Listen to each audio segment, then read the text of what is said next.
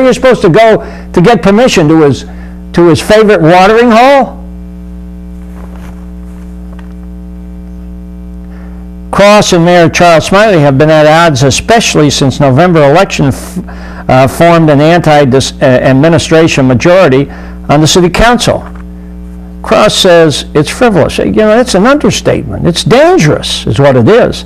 Dennis Lazar, Cross's attorney, said it's ridiculous to bar council members from making simple requests of city employees. I agree with him. That portion of the city charter is unconstitutional restraint on free speech and also allows arbitrary and capricious enforcement. Clearly, that's what's happened here. Clearly, why would he do this? It's capricious. It's arbitrary. It's to hurt his political opponent and using the courts and the law to do that. That portion of the city charter, Lazar said, is an unconstitutional restraint of free speech, which he's right, and also allows for arbitrary and capricious enforcement. He said that if you take the law to its logical conclusion, council members would be forbidden from talking to city employees. Good morning, good night, good morning.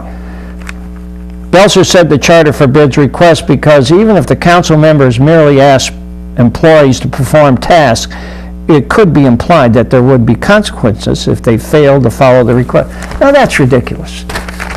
They're hired by the mayor. They work for the mayor. How could they come to that conclusion? Anything they said against them to the mayor, who decides whether they're fired or not, you probably ignore them because they're his political enemies. The opposite would happen. They'd probably get a free dinner. And it said, here's what Belcher says, quote, do council members have less rights than citizens in these cases? His answer, yes. Come on. That's ridiculous. Belcher and Lazar said Smiley filed a criminal complaint with the state police this spring. Smiley had previously told the Flint Journal that he had no knowledge of Cross' legal troubles. Well, that shows that he was lying about it. Come on. Where are we going with this thing? You know, I think what you have to realize is that this is an action by Smiley. It's preposterous.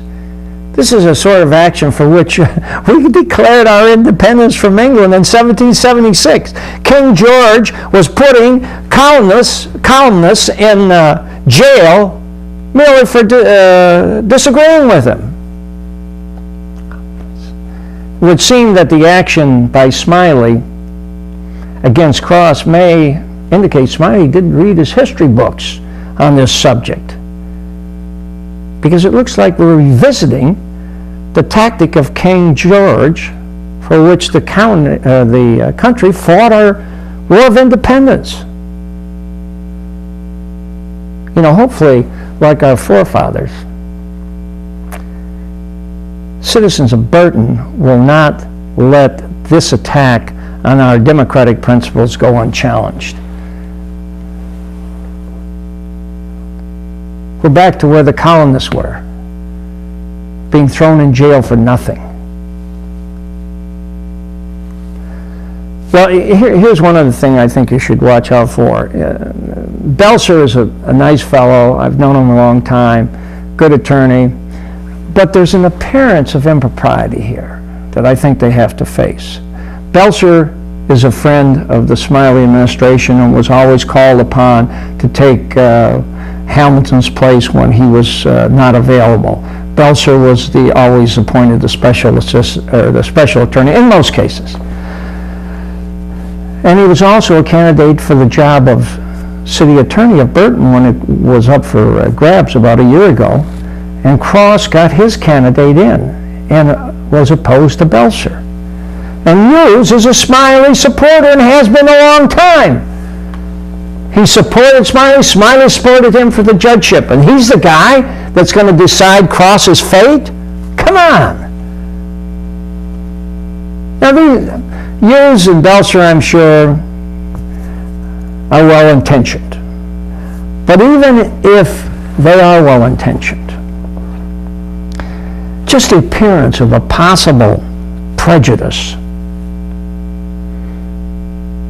is a concern, because when you finally make a decision in court, whatever it is, since you had so much involvement and so much of a relationship with all the parties involved, in this case, Smiley, Belser, and Hughes being so close, it would be wise for them to disqualify themselves and bring somebody else in new that would decide whether or not a warrant should have been issued and whether or not if a warrant is issued, if there's a violation of the law. I think you would have a prosecutor maybe that wouldn't even issue in the first place. Time's up. We'll see you next week. In the meantime, we'll be at the White Horse.